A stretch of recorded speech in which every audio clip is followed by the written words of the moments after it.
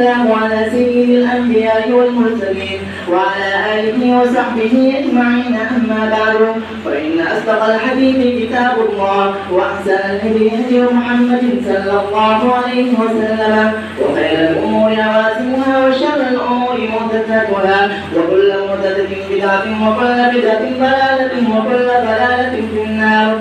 وبالسند المتصل منا إلى الشيخ الإمام الهمام الحافظ الحجة أمير المؤمنين بالحديث أبي عبد الله محمد بن إسماعيل بن إبراهيم بن المغيرة بن بردة الجوفي الأماني البخاري رحمه الله تعالى.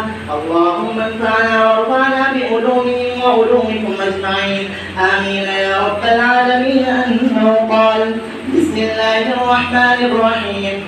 باب كيف كان بدء الوحي إلى رسول الله صلى الله عليه وسلم، وقول الله عز وجل: إنا أوحينا إليك كما أوحينا إلى نوح والنبيين من بعده.